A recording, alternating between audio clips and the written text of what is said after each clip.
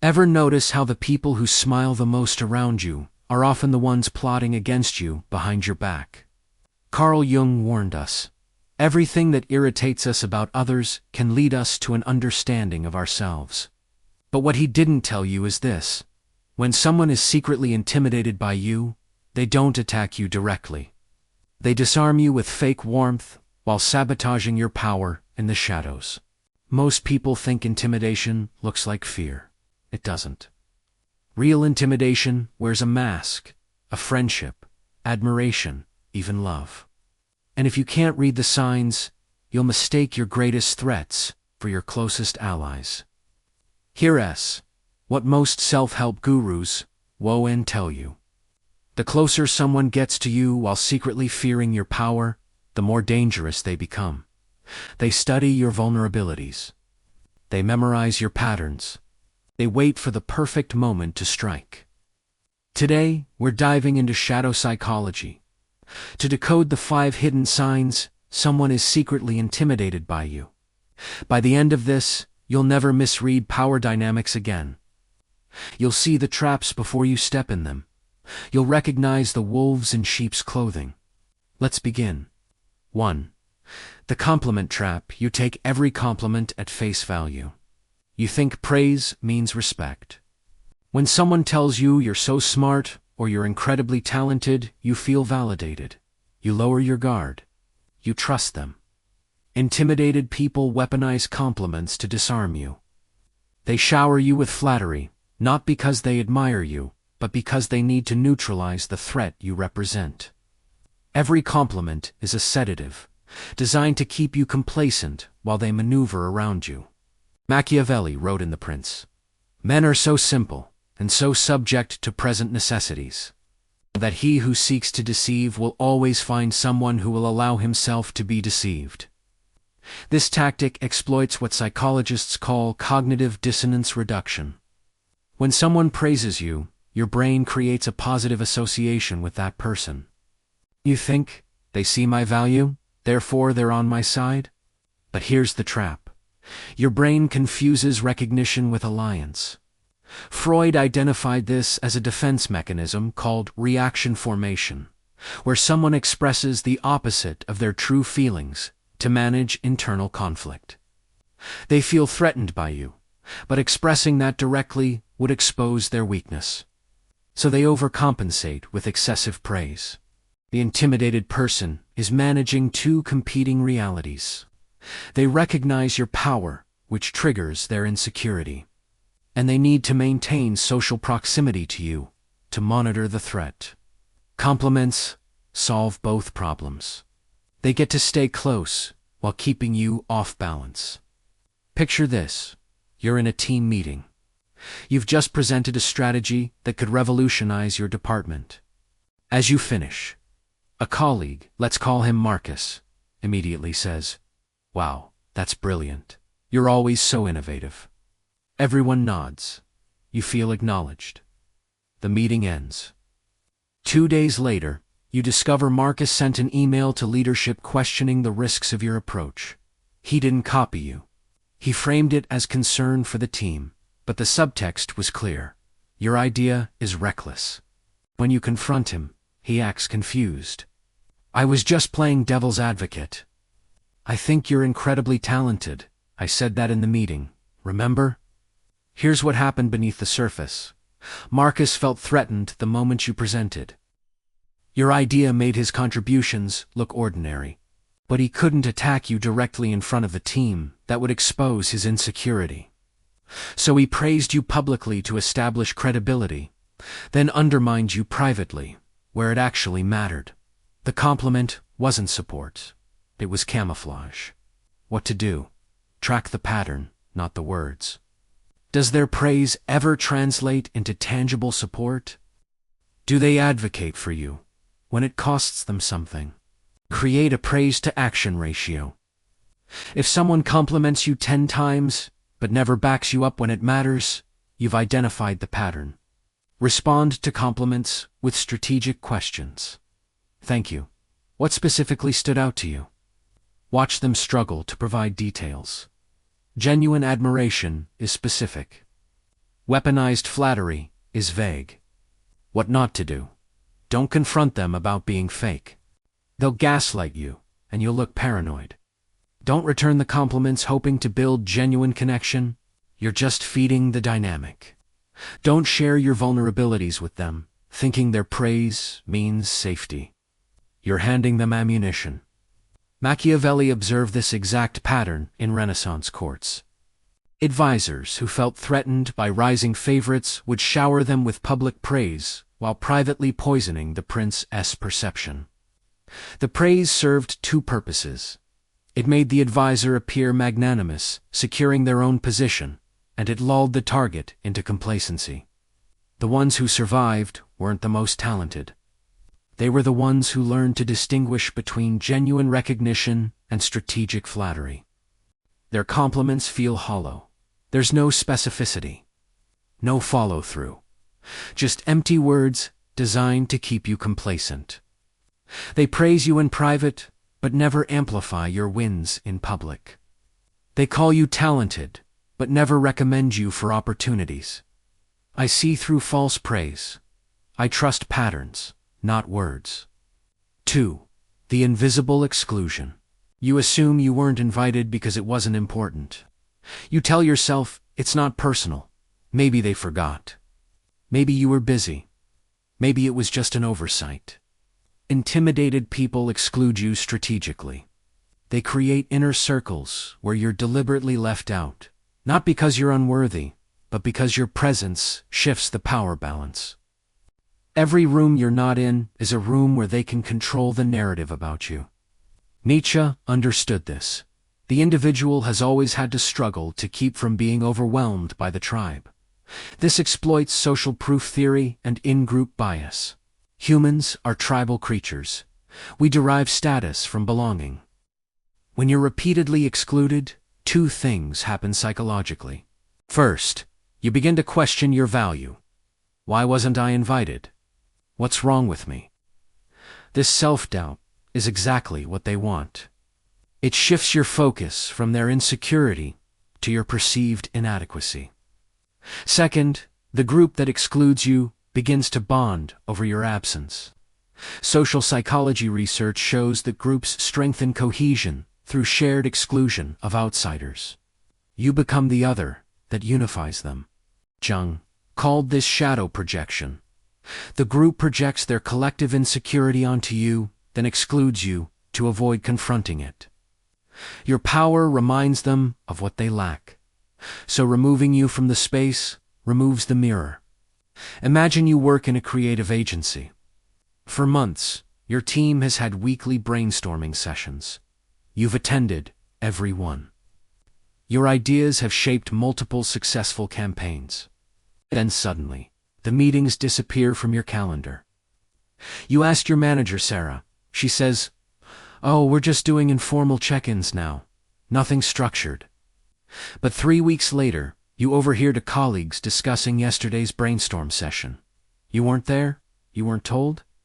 When you bring it up, Sarah acts surprised. "I thought you were swamped with the Johnson project. I didn't want to overload you." Here's what's really happening. Your ideas have been too good. You've been getting too much credit.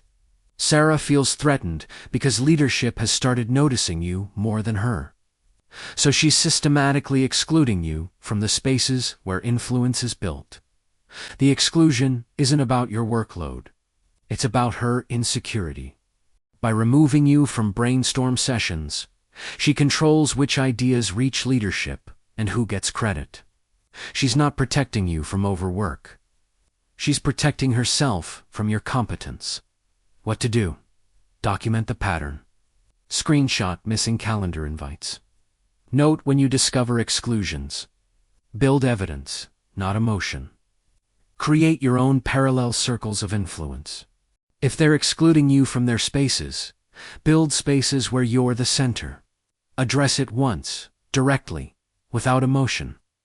"I've noticed I'm not being included in X. Is there a reason?" Their response will tell you everything. Genuine oversight comes with immediate correction. Strategic exclusion comes with excuses. What not to do.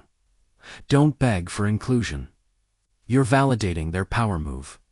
Don't assume it's accidental after the second time. Once is a mistake. Twice is a pattern. 3 times is a strategy. Don't try to prove your worth to get back in. You're not the problem. Their fear is, Schopenhauer wrote about this in his essays on human nature.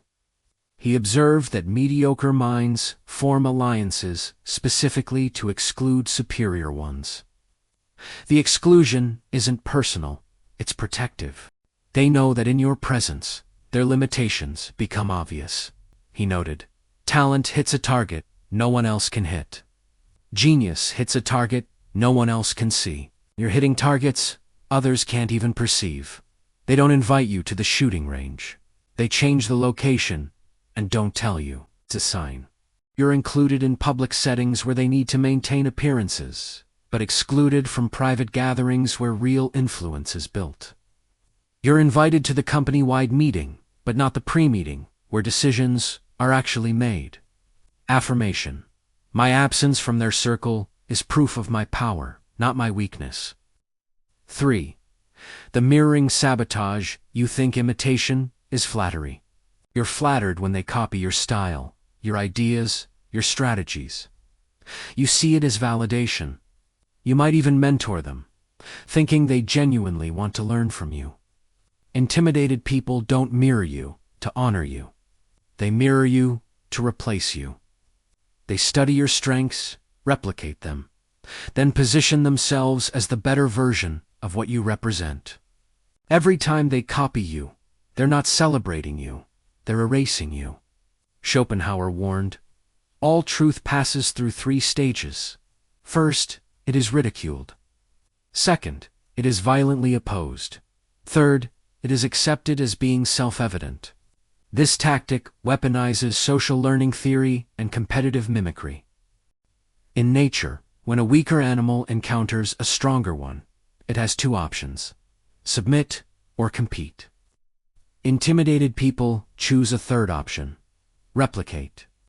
Here's the psychology.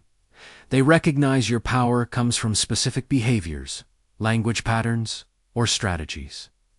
Rather than develop their own authentic approach, which requires vulnerability and risk, they simply copy yours. This gives them the appearance of your competence without the years of development you invested. Freud identified this as identification with the aggressor, a defense mechanism, where someone adopts the characteristics of a person they perceive as threatening. By becoming like you, they psychologically neutralize the threat you represent. But here's the sinister part. Once they've replicated your approach, they begin to compete with you using your own methods. Because they're newer to the space, they often get credit for innovation. While you're seen as more of the same, you're a consultant, known for a specific framework you developed over 5 years. It's your signature approach. Clients hire you, specifically, for this methodology. A junior consultant, David, joins your firm. He asks to shadow you. You agree, thinking mentorship is important. He takes notes during your client sessions. He asks detailed questions about your process. 6 months later, you discover David is pitching clients using your exact framework. He's changed the terminology slightly, where you said strategic alignment. He says tactical synchronization, but the structure is identical. The steps are the same. Even some of your specific phrases appear in his presentations. When you confront him, he acts offended. I learned from you, yes, but I've made it my own. Isn't that how knowledge works? You don't own these concepts. Here's what happened. David felt threatened by your expertise. He knew he couldn't compete with your years of experience. So he took a shortcut. He stole your intellectual property, rebranded it slightly, and is now positioning himself as an innovator. He didn't mirror you to learn. He mirrored you to steal your market position.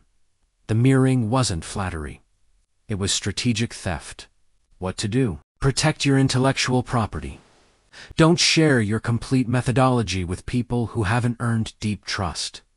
When someone mirrors you, publicly acknowledge it. I'm glad my framework resonated with you. I developed it over 5 years working with ex-clients. Reclaim ownership without being defensive. Evolve constantly. If they're copying your current approach, develop your next one. Stay 2 steps ahead, so they're always chasing yesterday's version of you.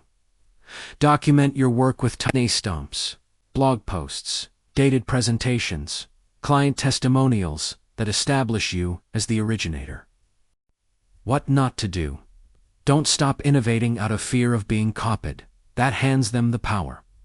Don't publicly attack them for copying. You'll look petty, and they'll play victim. Don't assume they'll give you credit. Eventually, they won't. The entire strategy depends on erasing your contribution. Machiavelli observed this pattern in political courts.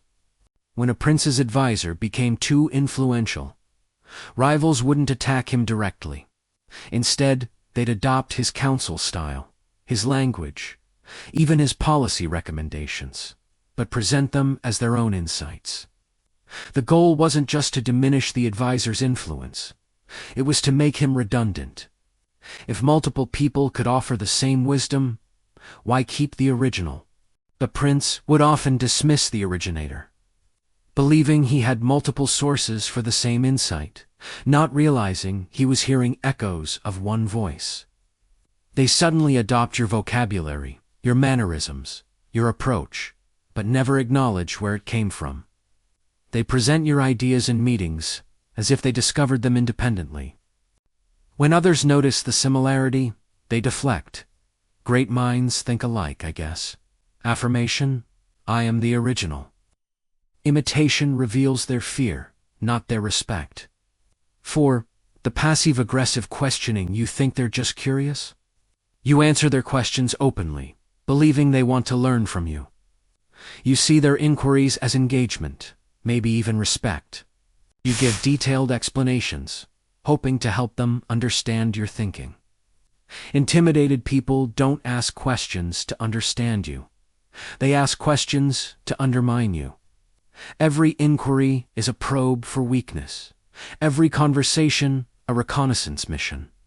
They're not seeking knowledge, they're seeking ammunition. Jung identified this shadow behavior. Knowing your own darkness is the best method for dealing with the darknesses of other people.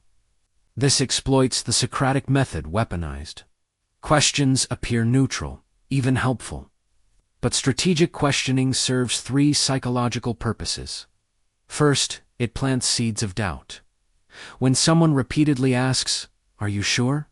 or "Have you considered the risks?" they're not expressing concern. They're programming you to question yourself. Neuroscience shows that repeated questioning activates the brain's threat detection system, creating anxiety around decisions you were previously confident about. Second, it positions them as the thoughtful, cautious voice of reason, while painting you as impulsive or reckless. They're not making accusations, they're just asking questions. But the questions themselves carry implications. Third, it exhausts you. Constantly justifying your decisions drains cognitive resources. Eventually, you start second-guessing yourself, not because your thinking is flawed, but because you're tired of defending it. Freud called this passive aggression hostility, expressed indirectly through subtle sabotage. The questions aren't requests for information. They're attacks disguised as curiosity. You've been promoted to lead a new initiative. You've spent weeks developing a strategy.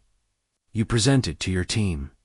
Akalia, Rachel, immediately raises her hand. That's interesting. But have you thought about what happens if the market shifts? You explain your contingency plan. Right, but what if that doesn't work? What's your backup to the backup? You provide another layer of planning. Okay, but I'm just worried about the timeline. Are you sure 6 months is realistic? What if you're being too optimistic? Every answer you give spawns to more questions. The meeting that should have taken 30 minutes stretches to 90. by the end. The team isn't discussing your strategy anymore. They're debating whether it's viable at all. Here's what Rachel accomplished. She never said your plan was bad. She never offered an alternative. She just asked questions that made everyone else question it. And now, when the initiative launches, if anything goes wrong, she has plausible deniability. I raised concerns from the beginning. I asked if they'd considered X, Y, Z. The questions weren't about improving your plan. They were about creating doubt so that when you succeed, she can claim she helped refine it. Then when you struggle, she can say, "She warned everyone." What to do? Answer once, comprehensively. Then redirect. "I've addressed that concern. Do you have a specific alternative you'd recommend?" Watch them scramble. Critics rarely have solutions. Set boundaries on questioning. "I appreciate the scrutiny, but we need to move forward. If you have concerns, send them in writing, and I'll address them." This forces them to commit to their doubts publicly. Flip the script. "That's a great question. How would you approach it?" Make them do the work of problem solving instead of just problem finding. Track who questions versus who contributes. Intimidated people question. Confident people collaborate. What not to do. Don't answer every question as if it's genuine. You're teaching them which buttons to push. Don't get defensive. That's what they want. Your frustration validates their concerns. Don't try to win them over with perfect answers. There's no answer that will satisfy someone whose goal is to undermine you. Nietzsche wrote about this in Beyond Good and Evil. He observed that mediocre minds use questions as weapons, because direct confrontation would expose their inadequacy. By questioning everything, they create the illusion of intellectual rigor, while contributing nothing of substance. He noted, "The most perfidious way of harming a cause consists of defending it deliberately with faulty arguments." The same applies to questioning. The most effective way to sabotage someone is to ask questions that sound reasonable but are designed to paralyze action. Socrates used questions to reveal truth. Intimidated people use questions to obscure it. Their questions never lead to support. They question your decisions, but never offer solutions. They highlight problems, but never help solve them. After every answer you provide, they have 3 more questions. The goal isn't clarity, it's chaos. Affirmation. I don't justify my power to those who fear it. 5. The emotional withdrawal. You chase them. You try to fix whatever you think you did wrong. You replay conversations in your head, searching for the moment you offended them. You apologize for crimes you didn't commit. You shrink yourself, hoping they'll come back. Intimidated people withdraw emotionally to punish you for being powerful.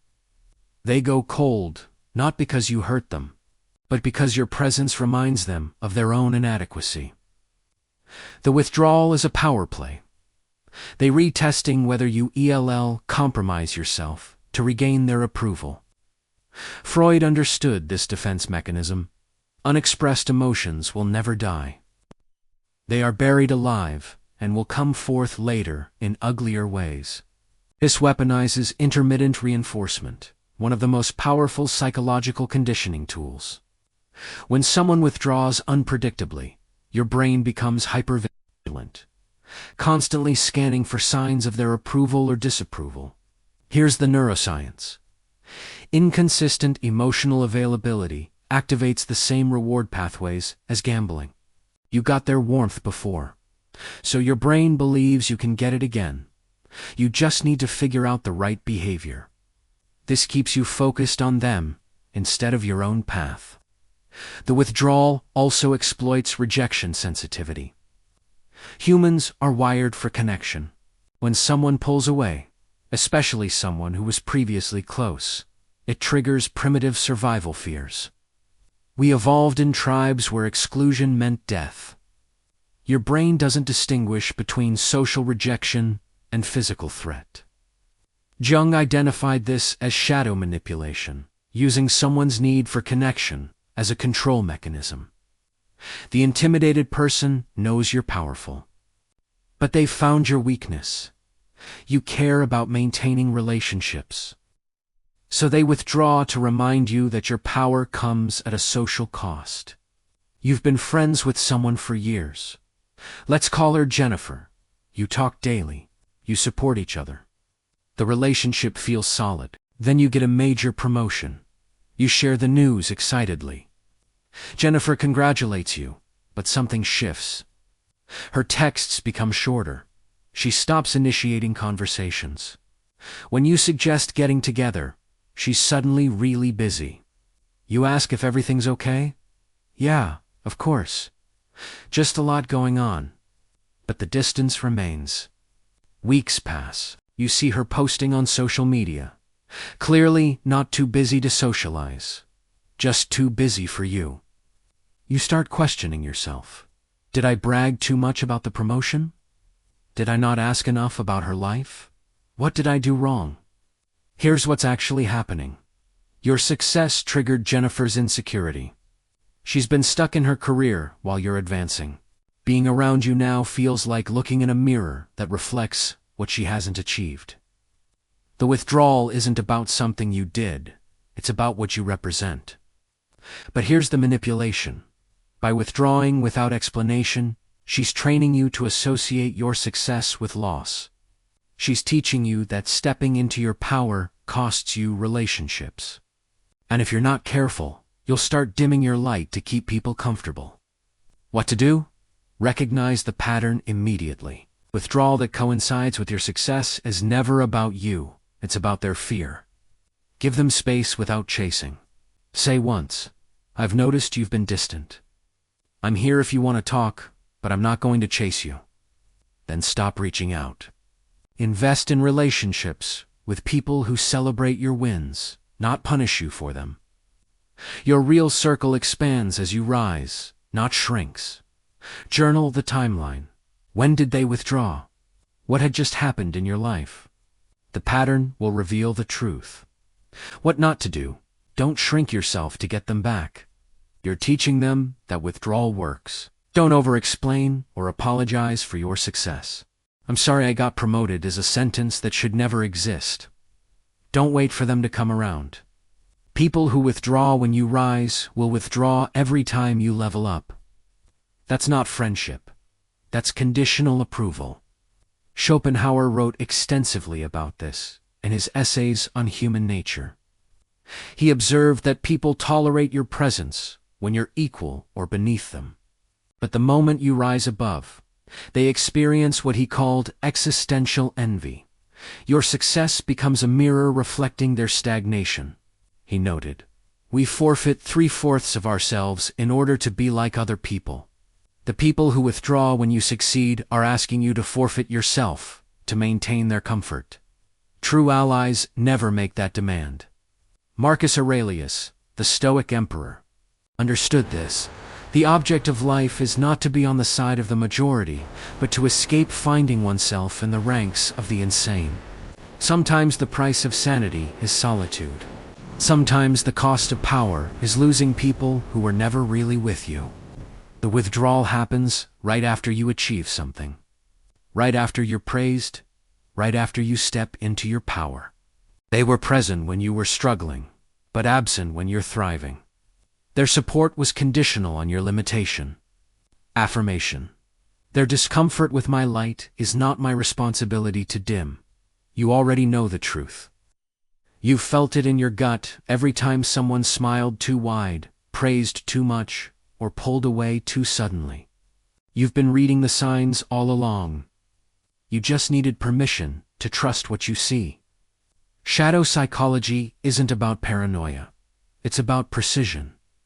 It's about seeing people not as they pretend to be, but as they reveal themselves through patterns. Here's what most people will never tell you. Your power makes people uncomfortable. Not because you're doing anything wrong, but because your presence forces them to confront what they're not doing right in their own lives. The compliments that feel empty, they are. The exclusions that feel deliberate, they are. The mirroring that feels like theft. It is. The questions that feel like traps. They are. The withdrawal that feels like punishment. It is. You're not imagining it. You're finally seeing it. And now that you see it, you have 3 choices. Choice 1. Shrink yourself. Dim your light. Apologize for your power. Make yourself smaller so they feel bigger. This is what most people choose. This is why most people never reach their potential. Choice 2. Fight them. Expose them. Call them out publicly. Prove you're right. This is tempting, but it's a trap. You'll exhaust yourself fighting battles with people who were never worthy opponents. Choice 3. Transcend them. See the pattern. Adjust your strategy and keep rising. Don't shrink. Don't fight. Outgrow. Machiavelli's final lesson wasn't about defeating enemies. It was about making yourself so powerful that their games become irrelevant. The person who is truly dangerous isn't the one who fights back. It's the one who stops needing to. You don't owe explanations to people who weaponize your words. You don't owe presence to people who exclude you strategically. You don't owe dimming to people who can't handle your light. Here's your new operating system. When they compliment you emptily, acknowledge and move on. Don't invest emotion in hollow words. When they exclude you strategically, build your own tables. The rooms you're not invited to are beneath you anyway. When they mirror you to replace you, evolve faster. Stay 2 versions ahead of whoever's copying yesterday's you. When they question you to undermine you, answer once, then execute. Results silence, critics, better than explanations ever will. When they withdraw to punish you, let them go. Anyone who leaves when you rise was only there to keep you down. This isn't about becoming cold. It's about becoming clear. Clear about who deserves your energy. Clear about who's earned your trust. Clear about the difference between genuine connection and strategic positioning. Jung said, "Until you make the unconscious conscious, it will direct your life and you will call it fate." You just made the unconscious conscious. These 5 signs are no longer invisible. The games are no longer hidden. The patterns are no longer mysterious. What happens next is not fate. It's choice. You can go back to sleep, pretend you didn't see what you just saw, and let them continue playing games with your power. Or you can stay awake, stay sharp, stay sovereign. The people who are intimidated by you will never admit it. They'll dress it up as concern, as friendship, as care. They'll make you question yourself before they ever question their own motives. But you're done questioning yourself. You're done shrinking. You're done playing small to make others comfortable. You see the signs now? And once you see them, you can't unsee them. So here's your final affirmation. Not for tomorrow, not for someday, but for right now. I am not responsible for managing other people's insecurity. My power is not negotiable. My light is not dimmable. I see the games, I understand the patterns, and I choose to rise anyway. Welcome to the other side of awareness. The game hasn't changed. You have